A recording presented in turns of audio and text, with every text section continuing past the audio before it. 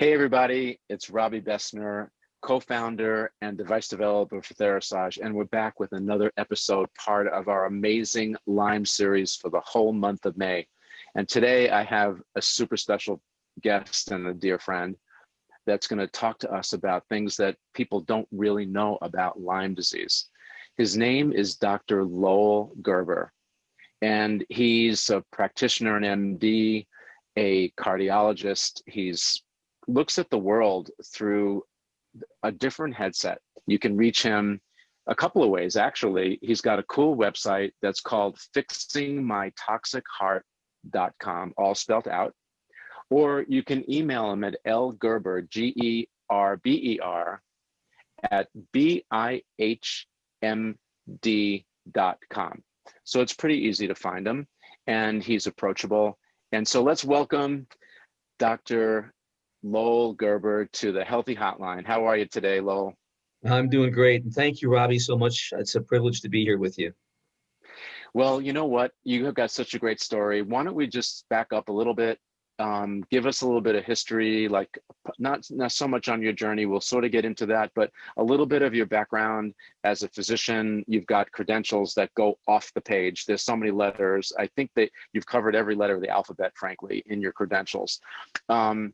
It's really nice to see and hear from someone at ground zero to tell us. So give us a feel for, where you've been a little bit and your background, and then what you're focusing on these days. Okay, well, as we said, chatting before we started about how I can relate to the people out there viewing this, and that is I suffered from neurological Lyme disease myself. And I got to the point when I got desperate. I'd been on antibiotics for a couple of years, and really, I can't say enough for the Lyme doctors that helped me. They were superb. But the fact is, when you've had chronic Lyme disease, when you've had it for a long time, taking courses of antibiotics over a couple of years, you get a little better.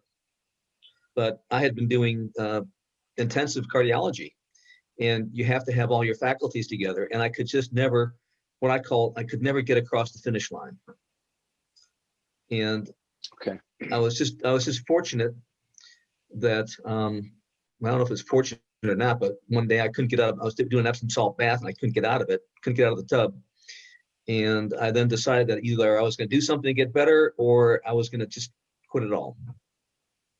And, I was lucky. I found some people who led me in the right direction, and I wound up in a clinic in Mexico, which is off the charts as what we do in the United States. And people hear about different clinics in Mexico, and they're not all the same. And I just lucked out and went to a clinic that focused on getting back to the roots of disease. The focus is comprehensive detoxification. And that's what did the trick for me. And I learned so much from my visit there. In a number of weeks, I was doing much better than I'd done in a long time. So consequent to that, as a cardiologist, I'd been sick. When I got back, I started seeing patients again. And the word got out that there was a cardiologist who had recovered from Lyme disease. And people expected me to know about Lyme carditis because I was a cardiologist and had Lyme disease. It didn't matter that I had neurologic Lyme disease. And I actually learned quite a bit about neurologic Lyme disease, but I had to actually study and learn and look at the literature about Lyme in the heart.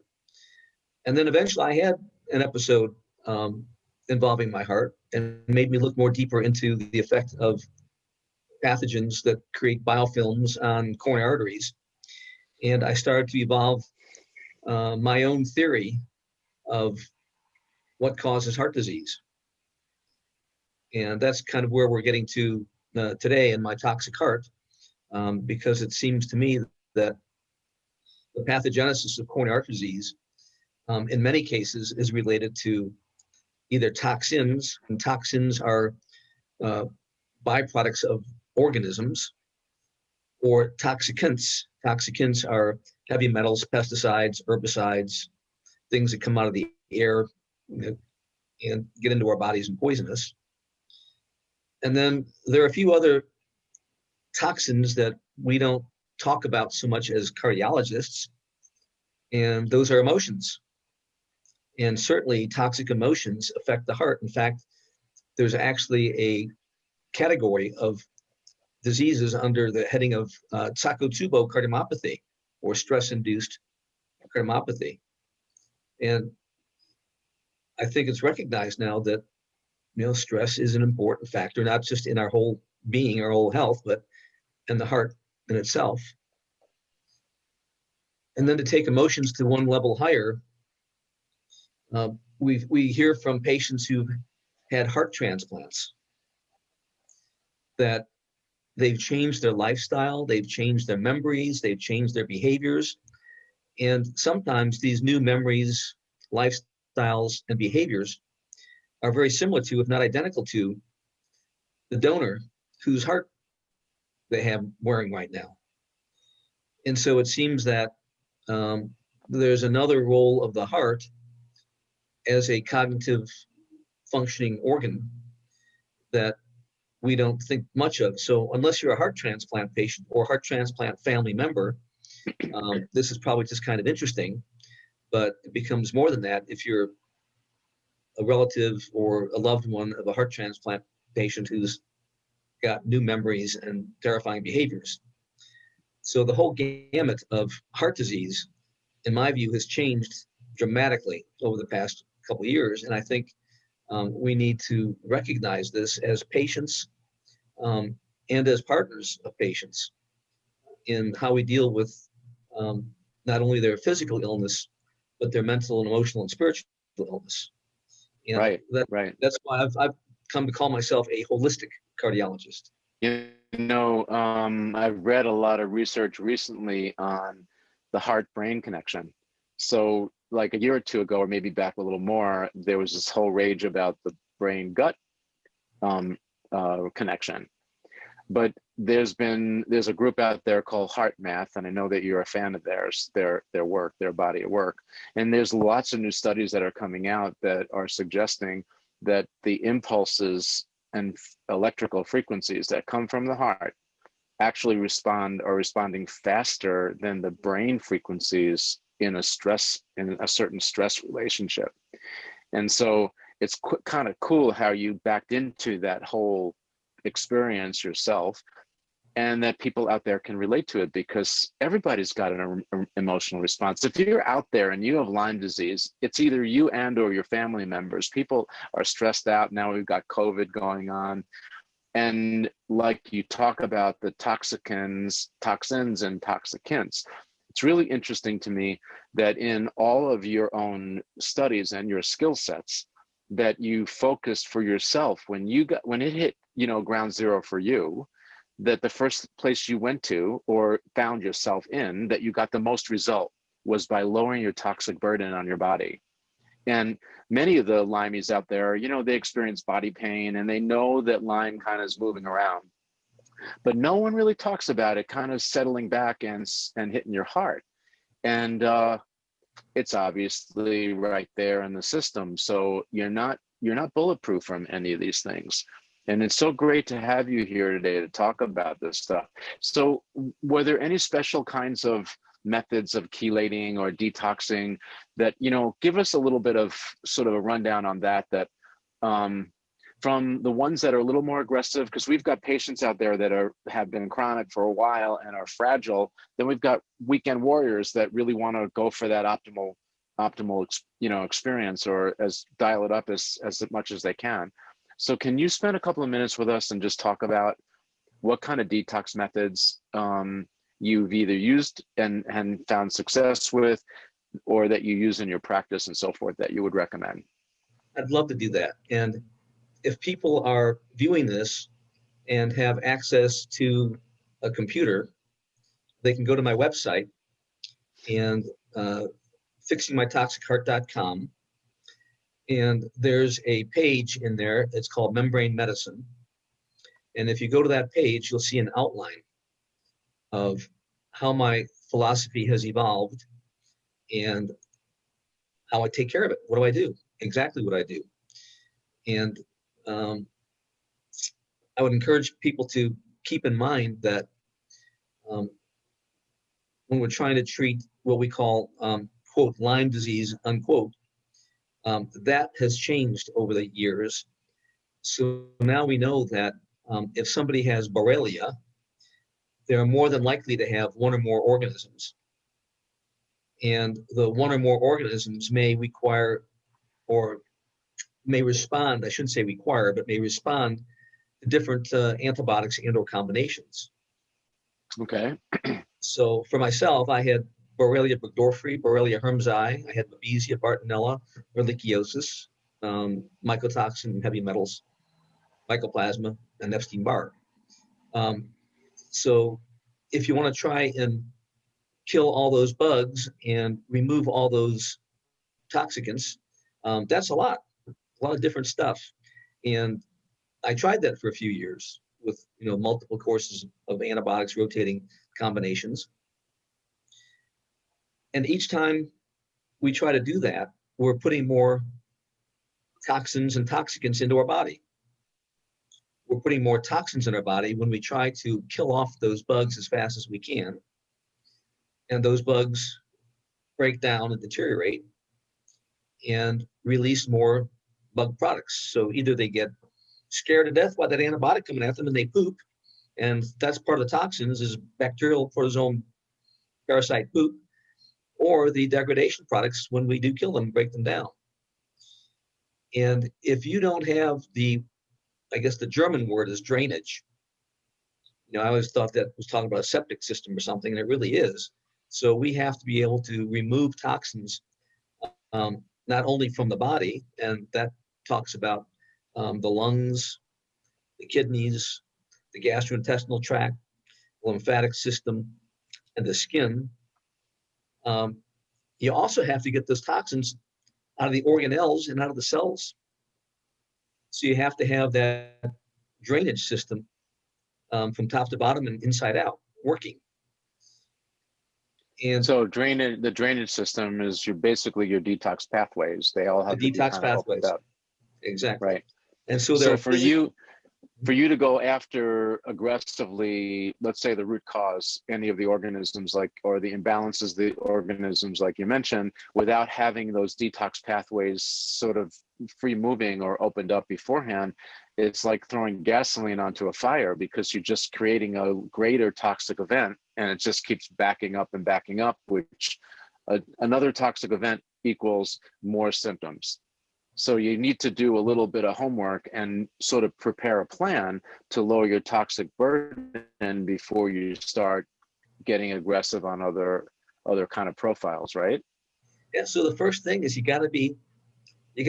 I hate to be so basic, you got to be pooping and peeing. You got to get your bowels moving, and you got to be drinking lots of water and peeing. And that's one of the first things I learned at the clinic in Mexico is how important it is to have good bowel movements. And it's a hospital now where it's an inpatient intensive care alternative medicine hospital. And the staff all look at everybody's bowel movements, every bowel movement every day. So the patients take a picture with their phone and send their bowel movements so we can look at it. It's that important. So your heart rate, your blood pressure, your temperature, and how's your poop doing today? So it's very, very important for these to get the detoxifying systems going. And it's important to remove the organisms, but going after them and just killing them without being able to remove the debris from the body is extremely important. There are a number of methods of we call it detoxing. And one of the things that kind of bothers me the most is I see online, join our 3-day detoxification program, join our 6-week detoxification program, join our 90-day detoxification program. And for some people, that's going to make a difference or dent in it. But for most people, if they've got chronic Lyme disease, or whatever chronic Lyme disease is, it's really a chronic I call it chronic multi-pathogen disease. Your drainage pathways, elimination pathways are probably so backed up that it's not going to be a 90-day cure if you're doing it at home. When it's done in an inpatient setting, we can be pretty aggressive about it. And that's having staff help people monitor their intake. And we use a lot of seawater, actually. Seawater is like nature's solvent. And Okay. it really gets into those places to help flush things out of the body. So that's just one little, you asked me about tips. And so the seawater that's used in the clinic in Mexico comes from a clean source in the ocean. And they buy it in 100-gallon drums. But you can get it on the internet. Ocean Plasma out of Canada is one place where you can get seawater. And certainly Quinton water, you all see that on a couple of websites that sell Quinton water. It comes in little 10 cc vials, and it's extremely expensive. But that's what it is. It's seawater. So that's one little tip, is to, maybe a quarter cup of seawater and a glass of water every day. That's something you can do at home. So that's important. That really is important. You mentioned, I think, chelation. And the protocol for chelation usually involves some chemical that leaches the minerals out of the body, hopefully out of the plaque. And then at certain intervals, either a couple times a week or once a week, you have to put those minerals back in. And that tends to work. And there's a trial that was done that showed there was some marginal benefit in patients with diabetes in clearing the plaque, the minerals out of the arteries. We're interested in clearing the minerals out of the body.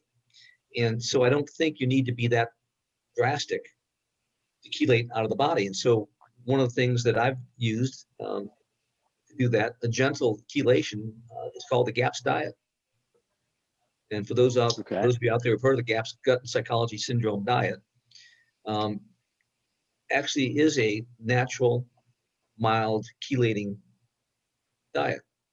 Now, in my own patients, I kick it up a notch and use liquid minerals along with it, which helps displace the ones you don't want.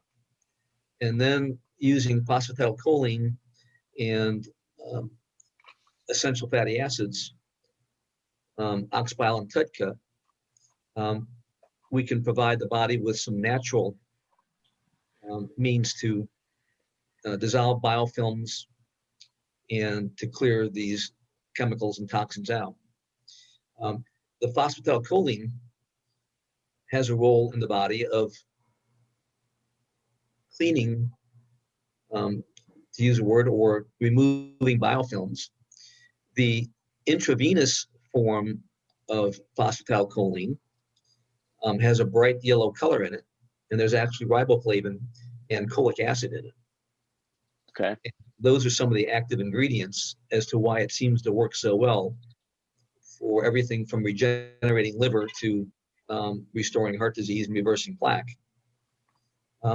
The same protocol can be given orally, phosphatidylcholine, oxbile, TUDCA, and that has an effect of changing the electrical charge on the cell membrane and also changing the composition of the cell membrane. This is why it's gaining the name of membrane medicine. So as the membrane heals, you heal from the inside out. So as a cardiologist, I got interested in that because the heart's an electrical organ. And so we want to improve the electrical function of the heart. And so we want to be able to generate electricity at the organelle level, the cellular level, and the membrane level. And by having the appropriate composition of the cell membrane, where ATP is generated and then stored and then released, that makes it more effective as an electrical organ. It kind of recharges the battery of the heart. And then when you restore the composition of the cell membrane, it allows the structure and function of the heart to improve. But that also works, for example, on the gastrointestinal tract. So gastroparesis is a problem for patients. There's a lot written about Right. SIBO. There's multiple protocols, papers, antibiotics for SIBO, small bowel overgrowth. And if you are on the right diet, you put the right components into your system, the bile and TUDCA act not only as fat dispersers, but they also act as chaperones for the metabolism of proteins. There's a problem of unfolded proteins, and unfolded fatty acids become long chain fatty acids, which then precipitates or exacerbates the problem. And so once you restore there's liquid butyrate, or we use butyrate in the protocol, helps to tighten up the cell junctions. So as you start to restore the electrical activity in the bowels, the structural properties of the bowels, and provide sometimes just the bile acids itself, and the phosphatidylcholine helps to restore the mucus lining of the gut. It's a major component of it. So you use these things together, you can recover bowel function, improve bowel, not make it more permeable, but make it less permeable, improve the permeability problem. And that reduces the amount of antigens pouring into the bloodstream, which then reduces the likelihood of inflammation and autoimmunity. Yeah, you're now kind of talking about leaky gut. You're describing what leaky gut is, and now they're talking about leaky brain. Everything is leaking, and they're tying that to a lot of the chemicals that are in our atmosphere, water, and food systems now. That's that Roundup or glyphosate that is causing havoc in the body. I loved what you were talking about the body, the heart, and the charge, the electrical charge, and in order to improve cell interaction and cell health and the methylation of the cell, because we kind of get sick on a cell level and we heal on a cell level too, right? So many of the things that you're talking about are very important for Lyme, but it's really for whole body maintenance and getting yourself prepared to create a very solid platform to get energetically revived, and all these things. They all pull together. Exactly. Very, very interesting. So from my perspective, the idea is to help the body do what it does itself best, and that's heal itself. And I've been studying the work of Dr. Tennant, who puts physics into the mix very clearly. And his work shows that we don't heal by making sick cells recover. We heal by giving the body what it needs to generate new healthy cells that work properly. And you can look, there's tables of the amount of time it takes for different organs to regenerate.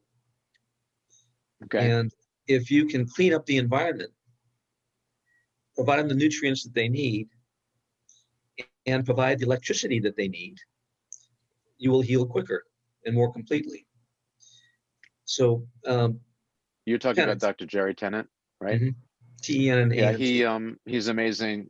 Yeah, his whole biomodulation and approach and sort of creating that neutrality in the body battery is so important, because he goes through a whole thesis about electron grabbers and electron donors, and how your systems have to be balanced in order for your cells to properly and have the proper voltage in order for your cells to regenerate and be healthy.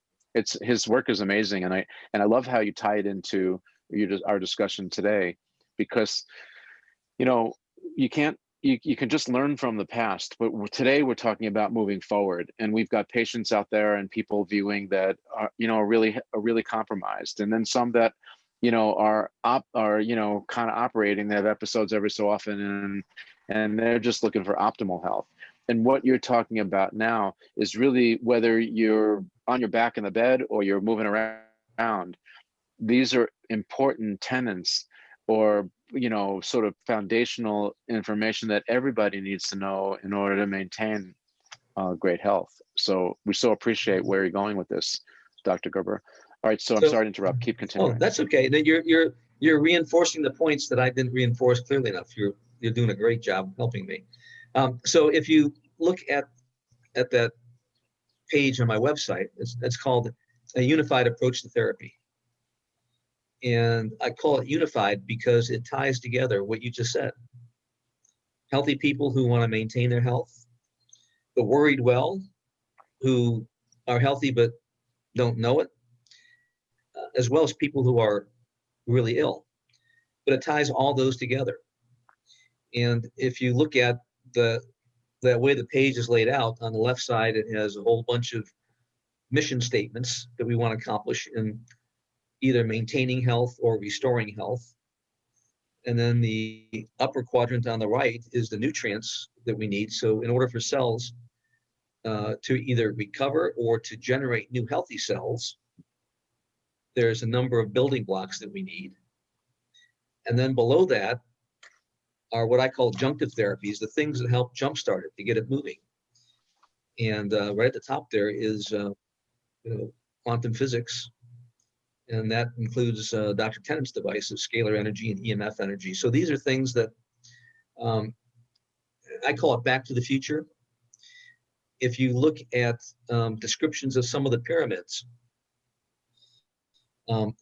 have these sacred rooms in them. Some were chambers of the dead, and some of them were chambers for ceremonies to the gods.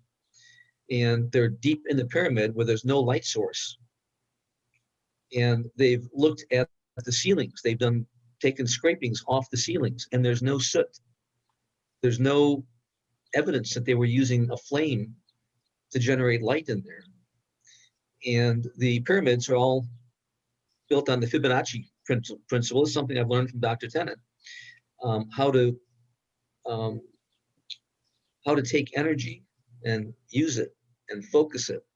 So, Lowell, it's so interesting that you bring up the pyramids because in my own research, we make infrared saunas, and I was really resonating with what you were saying before about detoxing. And that's one of the principal things that we try to do in our own coaching when people buy our Thera 360 plus saunas. We try to work with them to get that optimal results. That could be just a normal person. And certainly we're very passionate about the Lyme community. And so many patients out there, the single reason why you're symptomatic at all is because of that being over toxic. And when you've got leaky gut and things like that, now you've got toxicity and inflammation, both causing havoc on your body. That's not even addressing the underlying imbalances in the electrical current in your body. That's post Dr. Tennant's work. And certainly the imbalances of your microbiome with the different organisms that are causing havoc. So all this stuff has to kind of get back into sync in a way.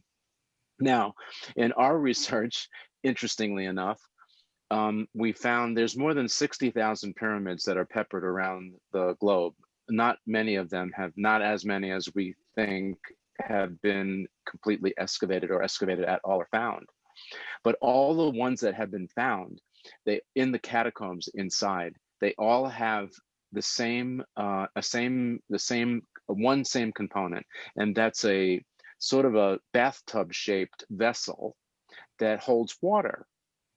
And I found that really interesting, but more importantly, each of those vessels are made from rose granite. And most of the times, rose granite, which isn't a common stone on the planet, it's not generic for the area where the pyramid is found.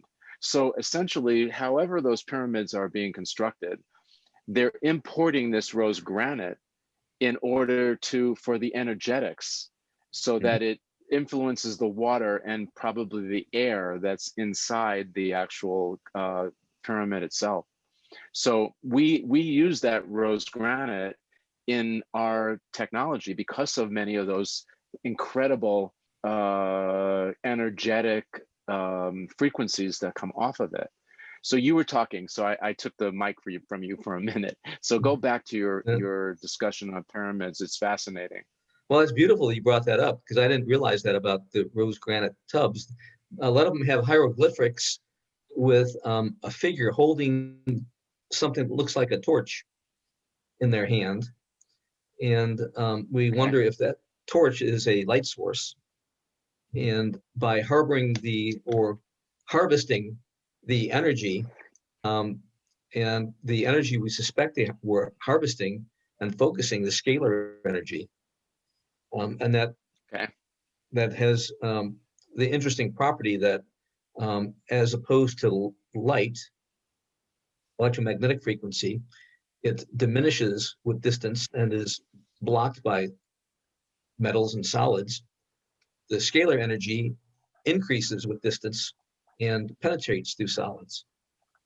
So there's this thought that perhaps, if there were, I'm not saying there were, but I'm just saying if there were extraterrestrials involved with this, perhaps they were able to harness energy that we hadn't known about or hadn't been able to use. But I call it back to the future, because now we're starting to use quantum physics, scalar energy, in healing.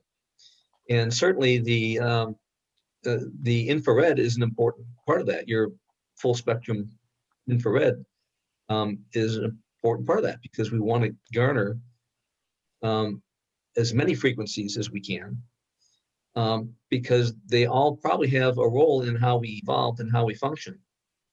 Right. And I like the idea of multi-frequency generators rather than single frequency generators.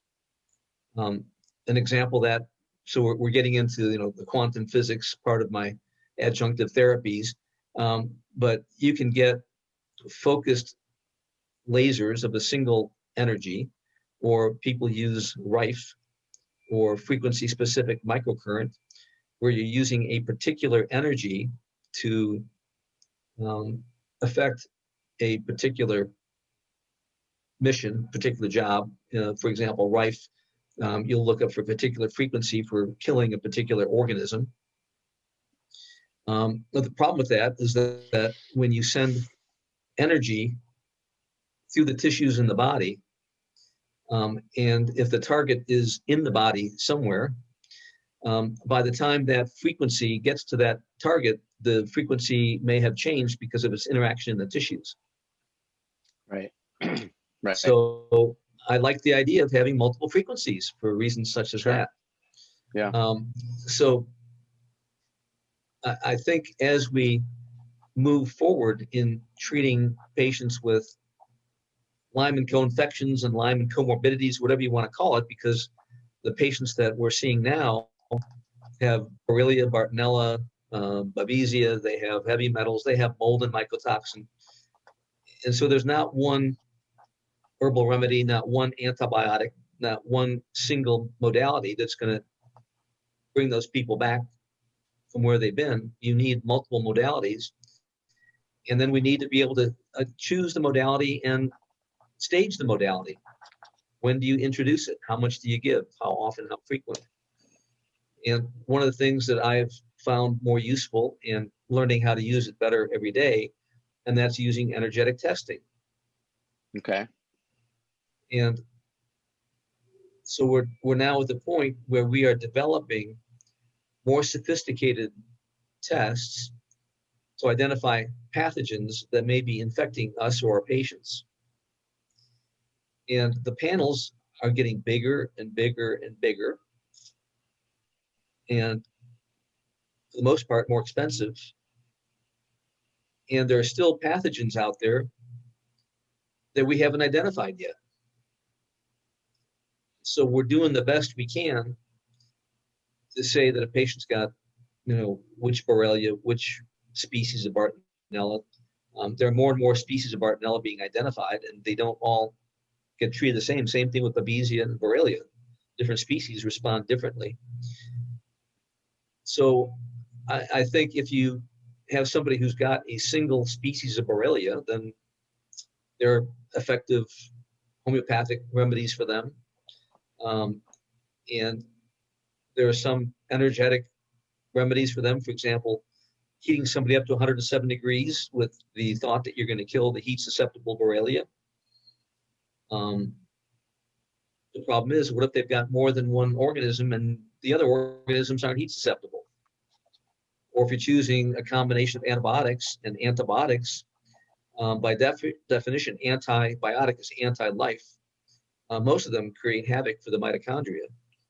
So when you're using multiple combinations of antibiotics over multiple years, you may be able to get rid of some of the organisms, but now we know that there are a number of papers published about people who've had chronic infections with Borrelia on multiple regimens who have intact spirochetes on autopsy.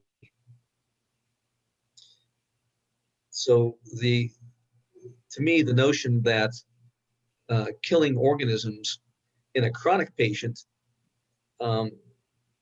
is a primary approach doesn't make sense. For acute infections, I think that's when antibiotics and herbal regimens and killing regimens may be beneficial when it's early on and the systemic load is relatively low. But in chronic disease, when the organisms have changed their morphology and covered themselves with biofilms and penetrated deeply into organs and tissues, I think antibiotics becomes a less effective therapeutic, and other agents such as ozone and which can penetrate tissues very well, and the energetic medications or energetic approaches become more meaningful, particularly things like scalar energy, which will penetrate to the body. There are new devices out that rely on artificial intelligence that use the concept of destructive interference. And you can identify pathogens in the body by the frequencies that they emit. And using some of these devices, which actually rely on missile defense technology to identify location and frequency of pathogens, to identify what it is and where it is, and then take that signal and invert it and put it back in the body with the idea that by inverting the frequency, you'll be able to use destructive interference to make that pathogen disappear. You know, I've read, I'm going to jump in, I've read something about that, and it's kind of like the same principle that Bose noise canceling mechanism or headphones works. So you have positive frequency and you have the mirror image or the isomer, the other frequency that's completely opposite. And when they are put together, it sort of neutralizes it, and the body acts almost like it's invisible. It doesn't have the same physiological effect on you as it would if it was just left alone. And I think it's amazing because, again, we're talking about we're using energy, we're using frequencies. We're not changing the chemical composition of your body, but we're able to aggressively use these kinds of protocols to kind of sneak up on these overgrowth populations of these microorganisms and hit them with nature. Like when you talk about ozone, that's oxygen. That's not going to create let's say a Lyme turn into a cyst and burrow because it senses the change in your blood chemistry they may get from an antibiotic. You're talking about oxygen, you're talking about light, you're talking about heat. I mean, these are all natural events that occur so that there's no reason for them to think that they were being sought after in a sense. And that is amazing to me because you catch them off guard. Most of the things you've talked about today are healthy for the body, but not so healthy for that imbalance for the Lyme and the co-infections and so forth. Lowell, this is amazing information. Thank you so much for sharing it. We only have a few minutes left, so I'm hoping, is there any things we left out or some other kinds of messages you want to be able to share with the community today? There's just a few more comments to make. And I'm just looking at my chart that's on that webpage of adjunctive therapies. And almost at the bottom, it says dental care and repair with a biologic dentist. Every patient with, I shouldn't say every patient, there's no everything, and there's no always, no never, but most of the time, patients with chronic Lyme or chronic infections or chronic disease process should have their teeth looked at. And so now I include a 3D cone beam routinely in my evaluations. So again, I'm learning a lot by being in a hospital which cares for people with chronic inflammatory and chronic infectious diseases. And these people come from all over the world, from many different places where they just weren't able to heal.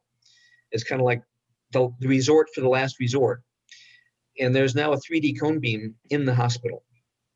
And these patients, when they come in, part of their workup is looking at their teeth and jaw. And we have a really highly skilled biologic dentist working with us. And he is finding routinely nests of parasites in the jaw, in the cavitations. Right. And when you dig these parasites out and clean it out, these patients get better. So chronic Lyme disease, some of these people who have chronic, what we call chronic persistent Lyme disease, they have parasites.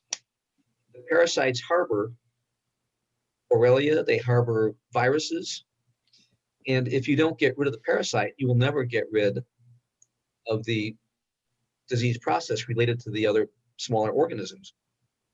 So parasites in the jaw and in the mandible are very difficult to remove with your typical 90-day, 72-hour parasite cleanse.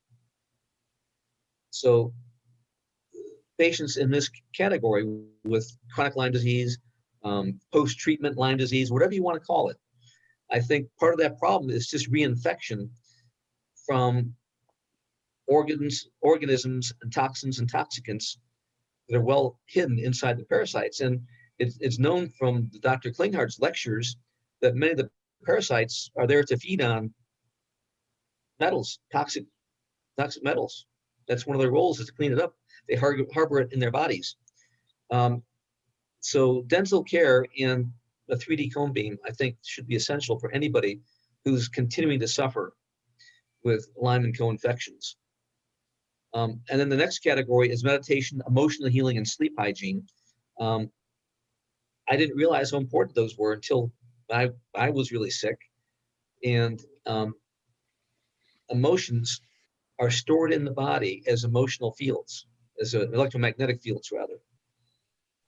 And that's where this part of this issue of the heart harboring memories is.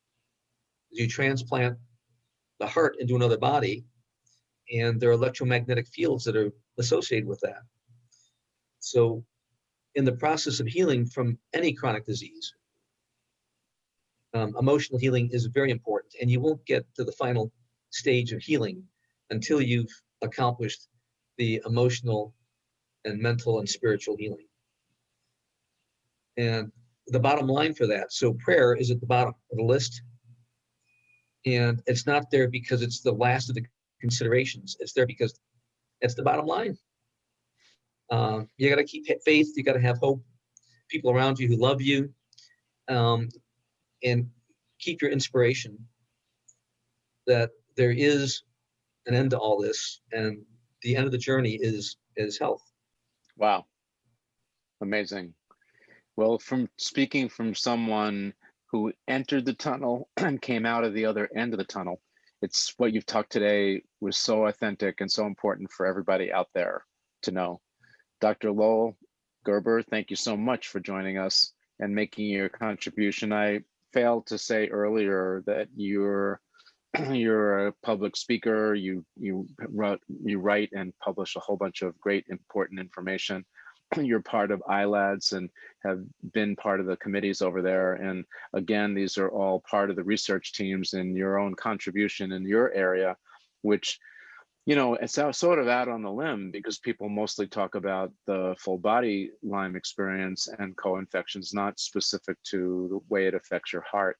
And so that's so important for people to know and to dial into the information that you've given us today. Thank you so much for joining us and the information you imparted. We so appreciate you. If you want to get a hold of Lowell, I mentioned earlier, you can go to his website that he keeps referencing, fixingmytoxicheart.com, or you can just email him if you want at lgerber, Gerber, at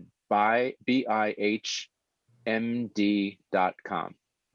I want people to know that Robbie and Melody have been very influential in me figuring out how to incorporate energy medicine, because it was part of my recovery using the Therasage infrared in particular. So I can't thank Robbie enough for having me here to be part of his project. God bless everybody. Well, it wouldn't have been the same without you. And I just loved you ending on the emotional spiritual part, because it starts with that and it ends with that. And you really can't truly heal completely unless you get a lot of that stuff together and just kind of work out all those difficulties. And some of the emotions we get, we actually inherit from prior generations. It's not even stuff that we created. So it is important to work through all that in order for us to heal and be healthy and fulfill our dreams. I call it my bliss. And even for my daughter, what I said is, don't be defined by your diagnosis. Sometimes many of those diagnoses are wrong, and in particularly with Lyme, because it mimics so many different kinds of diseases of sort, that it is difficult to diagnose sometimes. But true health to me is living purposefully, giving a contribution back to your community, the things you love, your family, your religion, your hobbies, whatever that might be, and living symptom-free or episode-free, however that is. Because we all of us have a little Epstein-Barr. I mean, someone that has malaria or let's say hepatitis, they all have a little bit of stuff going on in them. But if they're not symptomatic, they basically can live a very fulfilled life. And I wish that for all of you, and certainly for you, Dr. Lowell. Thank you for joining us today. We appreciate all your words of wisdom. Thank you. God bless everybody.